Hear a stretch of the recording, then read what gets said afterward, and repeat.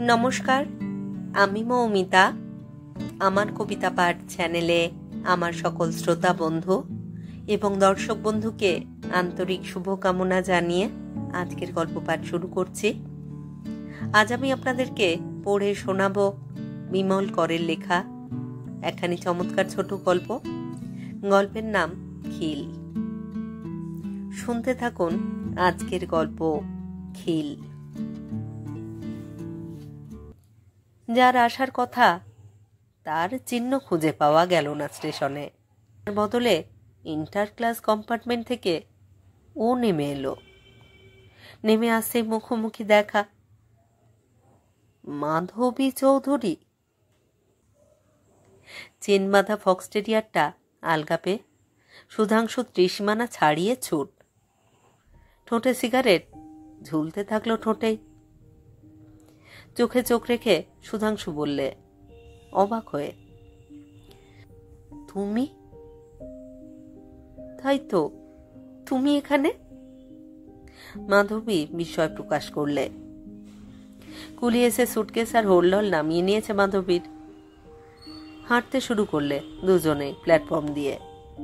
সুধাংশু ডাকছিল উচ্চস্বরে, Jimmy, Jimmy, come on Jimmy. Fox terrier প্রভুর ডাকে সাড়া দিয়ে ছুঁই না ছুঁই করে পাশে পাশে চলছিল। ওদের মধ্যে আর কোনো কথা হয়নি, সেই তুমিতেই থেমে আছে। প্ল্যাটফর্মের বাইরে এসে সুধাংশু এগিয়ে গেল তার গাড়ির দিকে। হরিতকি গাছের ছায়ায় সুধাংশু টু সিটার দাঁড়িয়ে। কুলিটাও গাড়ির দিকে এগিয়ে চলেছিল সুধাংশুর পিছন পিছন। মাধবী ডাকলে, কুলি, এই কুলি। কুলি সে ডাক শুনতে পেল না, শুনতে পেল সুধাংশু। শুনে থমকে দাঁড়িয়ে পড়ল। পিছু ফিরে তাকিয়ে দেখে কপা দূরে মাধবী দাঁড়িয়ে পড়েছে। পা বাড়াবে কি বাড়াবে না একটু বুঝি ভেবে সুধাংশু এগিয়ে এসে মাধবীর কাছে দাঁড়ালো। হেসে বললে, ওর আর দোষ কি? ও ভেবেছে আমি তোমাকেই অ্যাটেন্ড করতে এসেছিলাম। মোটরে মাল তুলছে। জ্বালাতন, ডাকো তোকে। মাধবীর চোখে বিরক্তি ফুটল। ডাকবো কেন? তুলছে যখন ভালোই করছে। কোথায় যাবে তুমি বলো, নামিয়ে দিয়ে যাব। যাবার কোনো ঠিকানা নেই। এক রাতের মতন মাথা গোজার জায়গা খুঁজে নিতে হবে। সে কি? আমি অবশ্য ভেবে এসেছিলাম এখানে মেয়ে স্কুলের টিচারদের রাস্তা নয়। মাধবীর কথা শেষ হয়নি। একটা সাইকেল রিক্সা ওদের কাছে এসে থামলো। আর রিক্সা থেকে নামতে নামতে এক ভদ্রলোক সুধাংশুর দিকে তাকিয়ে বিগলিত হাসি হেসে নমস্কার জানালে করজোড়ে। স্যার, আপনি? সুধাংশু ঠোঁটের কোণে একটু হাসি টেনে একটা হাতের কটি আঙুল কপালের কাছাকাছি এনে মাথা হেলালো। ভালো তো? আগে হ্যাঁ। ভদ্রলোক যে কৃতার্থ বোধ করলেন। রিক্সাওয়ালাকে পয়সা হিসেব করে দিতে দিতে কয়েকবার তাকালেন সুধাংশু আর মাধবীর দিকে। দাঁড়িয়ে থেকে দুজনাই অস্বস্তি বোধ করছিল, বেশ বোঝা গেল। এসো, সুধাংশু বললে। মাধবী ভাবলে টিচার্স কোয়ার্টার্সেই তাকে নামিয়ে দিয়ে যাবে সুধাংশু। গাড়িতে পাশাপাশি ওরা। একটা মোড় ঘুরে গাছের ছায়ায় ছায়ায় পিছের যে রাস্তাটা সোজা চলে গিয়েছে, সুধাংশু সেই রাস্তা দিয়ে গাড়ি ছুটিয়ে দিল। তুমি কি মেয়ে স্কুলের টিচারের ইন্টারভিউ দিতে এসেছো? মাথা নাড়ল মাধবী। কালকেই তো ইন্টারভিউ।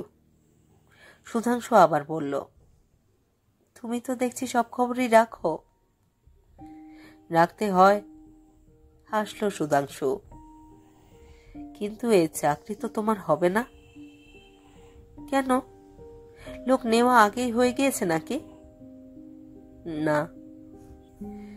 তবে কি প্রাইভেট কোনো ক্যান্ডিডেট? না না, নট দ্যাট। আমি অ্যাপ্রুভ করব না। মাধবীর কাছে হিয়ালি ঠেকছিল সুধাংশুর কথাবার্তা। সেকেন্ড গিয়ারে গাড়ি তুলেছে সুধাংশু। সুধাংশু বলল, রিক্সা থেকে যে ভদ্রলোক নামলেন তখন, উনি বলরামবাবু, স্কুলের সেক্রেটারি, অতি সজ্জন ব্যক্তি। আজই স্কুলের কমিটির মেম্বারদের বাড়ি বয়ে গিয়ে খবরটা জানিয়ে দেবেন। স্কুলের প্রেসিডেন্ট একটি সুন্দরী মহিলাকে কলকাতা থেকে আনিয়েছেন স্কুলের হেডমিস্ট্রেস পদে বরণ করে নেবার জন্যে। স্বচক্ষে স্টেশনে তিনি দেখে এসেছেন সে দৃশ্য। সুধাংশু হঠাৎ একটা ব্রেক কষল, হাসলো আপন খেয়ালেই। তারপর বললে, আমি এখনো ব্যাচেলার। বলরাম বাবুরা সেজন্য বড়ই উদ্বিগ্ন থাকেন, কিন্তু নেহাতি মুন্সিফির জোরে প্রেসিডেন্ট কিনা, তাই একটু মুশকিল। মাধবী হঠাৎ অত্যন্ত অসহায় বোধ করলে, অসহায় এবং বিরক্ত। কি আশ্চর্য, আমি তো জানতাম না তোমার সঙ্গে এভাবে দেখা হতে পারে। আমিও জানতাম না। তোমার শেল্টার আমি চাইনি। আমি তো তোমায় শেল্টার দিতেও আসিনি, কিন্তু এখন দিচ্ছি। মাধবী চুপ। তুমি কি আগের স্কুলে চাকরি ছেড়ে দিয়ে এসেছ? না। তবে দুশ্চিন্তা নেই। এখানে চাকরি করলে তোমায় নিয়ে আড়ালে কথা হবে, আমিও বাদ যাব না। আমাদের এই হঠাৎ দেখা হওয়াটা অভিশাপ হলো তোমার পক্ষে। মাধবী আশা ভরসা ছেড়েই দিয়েছিল। অনেক কটা টাকা যাতায়াতে অযথাই খরচ হয়ে গেল, তাই মনটা খচখচ করছিল। চাকরি পেলেও সুধাংশু যে স্কুলের প্রেসিডেন্ট, সেখানে মাধবীও থাকতো না। ডাউন ট্রেনে আমি ফিরে যাই তবে। কখন ট্রেন? শুধালো মাধবী। সন্ধেবেলায়। সারাদিন আর গাড়ি নেই? ছিল খুব ভোরে, প্রায় শেষটাতেই বলা চলে। আবার চোখ দুজনেই। সুধাংশুর শার্টের কলার হাওয়ায় উঠছে, মাধবীর চুলগুলো মুখে কপালে উড়ে পড়ছে, জড়িয়ে যাচ্ছে চশমায়। কোথায় যাচ্ছি? মাধবী সামনের দিকে তাকিয়ে মৃদু গলায় বললে, আমার বাংলোয়। সুধাংশু আর একটা মোড় ঘুরে স্পিড কমিয়ে আনলে মোটরের। টেবিলে খেতে বসেছে দুজনে। স্নান সেরে হালকা সবুজ রঙের শাড়িটি পরেছে মাধবী। চুলগুলো সদ্য ভিজে এলো হয়ে পিঠে ছড়িয়ে রয়েছে, মুখে সামান্য একটু পাউডারের ছিটে। সুধাংশুর পরনে পাজামা, গায়ে হাফাতা শার্ট। ঘরটা বেশ ঠান্ডা, মাথার উপর ফ্যানটাও ঘুরছে ধীরে। দরজায় খস ঝুলছে, শার্সি হাত ভেজানো, বেশ একটা ছায়াচ্ছন্ন স্নিগ্ধতা। বছরে বেশ রোগা হয়ে গিয়েছ তুমি। সুধাংশু চামচে করে মুখে ভাত তুলতে তুলতে বললে, তুমি বেশ মোটা হয়েছ। মাধবী চোখ না তুলেই হাসল। অ্যালকোহলিক ফ্যাট নয়। আমি কি তাই বলেছি? এবার চোখ তুলল মাধবী। ভালো আছো, ভালো থাকছো, খাচ্ছ, নুনে সুখে আছো। সুখ আছে, তবে চিত্তে শান্তি নেই। হাসল সুধাংশু। মাধবীর মুখ দিয়ে বেফাঁস বেরিয়ে গেল, একটা বিয়ে করে ফেলো। ভাবছি করব, ঠিক করেই ফেলেছি। আজই একটি পাত্রী আসার কথা ছিল। বাবা, বাড়ি বয়ে এসে কন্যাপক্ষ কন্যা দেখিয়ে নিয়ে যাচ্ছে। মাধবী ঠোঁট উল্টায়। কন্যাপক্ষ বলতে কন্যাই শুধু, তিনি একাই আসছিলেন, তাকে আনতে স্টেশনে গিয়েছিলাম। মাধবীর চামচ থেকে মাছের টুকরোটা প্লেটে পড়ে গেল। চোখ তুলতেই দেখে সুধাংশু ওর দিকে তাকিয়ে হাসছে। চোখ নামিয়ে নিল মাধবী। আশ্চর্য একটা অস্বস্তিতে সংকুচিত হয়ে উঠল। চুপ করে থাকায় আবহাওয়াটা যেন আরো অস্বস্তিকর হয়ে উঠতে লাগলো। তবে তো তুমি হতাশ হলে? মাধবী কোনো রকমে আবহাওয়া তরল করতে লঘু কণ্ঠে বললে, একরকম তাই, তবে লাভ তোমার সঙ্গে দেখা হয়ে গেল। আমার কিন্তু লোকসান। মাধবী এবার শব্দ করে হাসল। আবহাওয়াটা আরো তরল করতে চায় ও। একটু পরে মাধবী বললে, যিনি আসছিলেন তিনি বুঝি তোমার পূর্ব পরিচিতা? হ্যাঁ। সন্ধ্যের ডাউন ট্রেনে ফেরবার জন্যে মাধবীর তাড়া ছিল হয়তো, কিন্তু দুপুরে ঘুমিয়ে পড়েছিল বেচারি। সারা রাত্রি ট্রেন জার্নি করে এসেছে, মনে যথেষ্ট উদ্বেগও বুঝেছিল। ঘুম হয়নি হয়তো রাত্রে। সুধাংশুর বাংলোয় ঠান্ডা নিরিবিলি ঘরে নরম বিছানায় শুয়ে ঘুমিয়ে কাদা। তবু তাড়াতাড়ি করে কাপড় ছেড়ে বেরিয়ে এলো মাধবী। সুধাংশু গাড়ি বের করলো গ্যারেজ থেকে।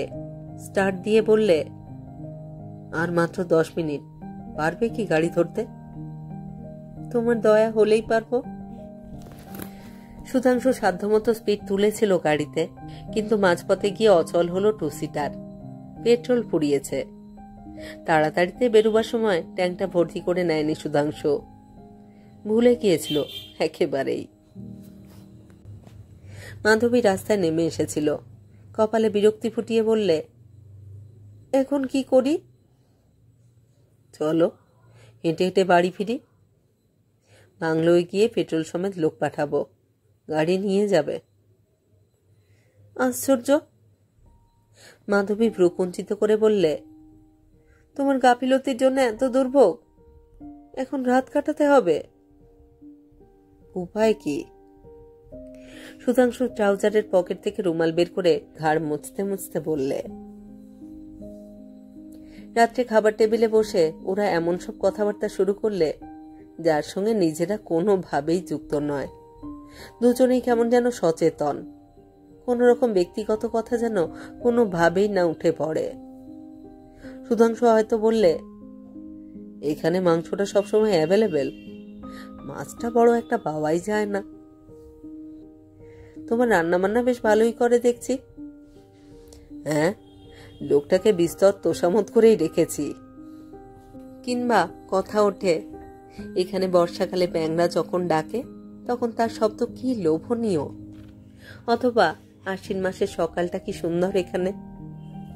মাধবী কথা প্রসঙ্গে 2-4 বন্ধুর খবর দেয়। কে বিয়ে করেছে, কে মরেছে, কে স্কলারশিপ নিতে বিলেতে গেল। খাওয়া শেষ হলে আরো একটু গল্প। তারপর সুধাংশু বললে, কালকে ভোরের ট্রেনে যাচ্ছ তাহলে? নিশ্চয়ই। আর্লি মর্নিং এর ট্রেন, 5টা 7-এ। আমি তৈরি থাকবো, তুমি অনুগ্রহ করে উঠলেই বাঁচি। এখন মাধবীকে অন্যরকম দেখাচ্ছিল। রুক্ষতা যদিও একটু থেকে থাকে চোখে, কিন্তু সেই রুক্ষতাও সৌন্দর্য হরণ করেনি, বরং একটু বুঝি দীপ্তই মনে হচ্ছে। গায়ের শাড়িটা আবার পাল্টেছে মাধবী। এবার পরনে ঘন নীল শাড়ি, প্রান্তে সরু জরির পাড়। ব্লাউজটা সাদা, হাতে একটি লতার কাজ, খোপাটা এলো করে বাঁধা, ঘাড়ে ভেঙে পড়েছে। পাতা সমেত 2টি বেলকুঁড়ি ওর চুলে। সুধাংশু মাধবীর এরূপ লক্ষ্য করছিল কিনা স্পষ্ট বোঝা গেল না। টেবিল থেকে উঠে শোবার ঘরে এসে বললে, এইটে তোমার, পাশেই আমি থাকলাম, হিল বন্ধ করে দিও। মাধবী কথা বললে না। সুধাংশুই দরজাটা টেনে দিলে। মাঝ রাত তখন বুঝি। মাধবীর বুঝি একটু তন্দ্রা এসেছিল। মুখটা ধুকধুক করে উঠল। পাশের ঘরে কিসের যেন একটা শব্দ উঠল খুটখুট। ঘর অন্ধকার। মাধবী সেই অন্ধকারেই দরজার দিকে তাকালো তীক্ষ্ণ চোখে। অনেকক্ষণ অসাড় হয়ে পড়ে থাকলো। এই বুঝি? না, কেউ নয়। সুধাংশুর গালে মশারির একটা অংশ হাওয়ায় ফুলে এসে ঠেকতেই চমকে উঠেছিল ও। কাঠ হয়ে শুয়ে থাকলো চোখ বুজে। স্পর্শটা কি গভীর হবে? অনেকক্ষণ কেটে গেল। মনে হলো না আর কোনো স্পর্শ পাওয়া সম্ভব। তবে যা ভেবেছিল তা না। মাধবী, সুধাংশু ডাকলো দরজায় দাঁড়িয়ে। উঠেছি। ঘরের ভেতর থেকেই জবাব এলো মাধবীর, সঙ্গে সঙ্গেই। মাথি জ্বলে উঠল। দরজা খুলে গেল। কোনো শব্দ শোনা গেল না। 4:30 বাজে। মাধবীর দিকে অর্থপূর্ণ দৃষ্টিতে তাকাতে তাকাতে বললে সুধাংশু, মুখ ধুয়ে নাও, আমি একটু চা করে নিচ্ছি। চা খেতে বসে বারবার হাই তুলছিল মাধবী। সুধাংশু বললে, রাত্রে এক ফোঁটা ঘুম হয়নি বুঝি? হ্যাঁ, জেগেই ছিলাম। ভয়ে নাকি? সুধাংশু হাসল। ভয়? মাধবী চোখ ভরে তাকালো সুধাংশুর মুখে। সুধাংশুও তাকিয়ে আছে। খিল তো তোমার ঘরে ছিলই। সুধাংশু হঠাৎ কেমন যেন একটু আড়ষ্ট হয়ে বললে, খিল? মাধবী স্পষ্ট কণ্ঠে বললে, খিল তো খোলাই ছিল। সুধাংশু চুপ, চোখ নিচু করলে, তাকালে দেওয়ালে, দরজার দিকে। দরজাটার ওপাশে খিল ছিল না, সারা রাত খোলাই ছিল। আমিও জেগেছিলাম সারা রাত। আস্তে আস্তে বললে সুধাংশু। এই ঘরের এপাশেও খিল ছিল না। দুজনাই চুপ। ফক্সটেরিয়ারটা এত সকালে উঠে ডাক দিয়েছে। ট্রেনের টাইম হয়ে গেছে, হঠাৎ বললে সুধাংশু। চলো। মাধবী উঠে পড়ল। মোটরে উঠে দুজনেই চুপ। দুজনেই ভাবছিল, খিল তো সারা রাত খোলাই ছিল, তবে কেন? ওরা জানতো না। আর জানলো ট্রেন যখন স্টেশনে এসে গেছে এবং মাধবী উঠছে কম্পার্টমেন্টে, তখনই জানলো। ভেতরের খিল একদিনে ভালো করেই লাগানো হয়ে গেছে ওদের দুজনারই, এবং যে কোনো অছিলায় কাছে এলেও, পাশাপাশি ঘরে রাত কাটালেও কেউ এসে মাঝরাতে ডাকবে না কানে কানে।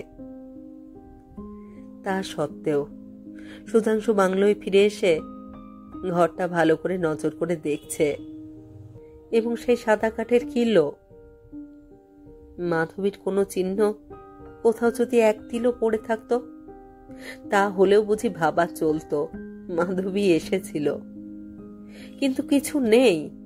এক বিন্দু ধুলো, একটু ভাঁজ, একটা মাথার চুলও না। সত্যি কি মাধবী এসেছিল? সুধাংশু ভাবল, অথবা অন্য কেউ, কিংবা কেউই নয় হয়তো।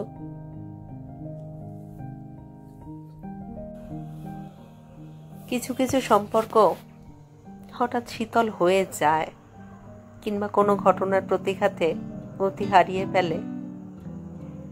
কিছু দুর্ঘটনা বা ঘটনা হয়তো মনে গভীর দাগ রেখে যায়, যে দাগ, যে বাধা অতিক্রম করে আর কখনোই দুটি মানুষ কাছে আসতে পারে না। যদিও খিল খোলাই থাকে, কিন্তু মনের দরজায় খিল পড়ে গেছে। কেমন লাগলো আপনাদের আজকের গল্প? বিমল করের লেখা গল্প খিল। এই চ্যানেলে যারা আমার পুরো গল্প পাঠ শুনছেন, তাদের জানাই আমার আন্তরিক ধন্যবাদ। যদি আমার গল্প নির্বাচন এবং পাঠ আপনাদের ভালো লাগে, অবশ্যই কমেন্ট বক্সে তা জানান, আমার সাথে মতামত বিনিময় করুন। আর হ্যাঁ, যারা এখনো আমার কবিতা পাঠ চ্যানেলটি সাবস্ক্রাইব করেননি, তাদের অনুরোধ সাবস্ক্রাইব করে সাথে থাকার। আপনাদের মূল্যবান মতামতের প্রতীক্ষায় রইলাম। সবাই ভালো থাকুন আর থাকুন পরের গল্পের অপেক্ষায়।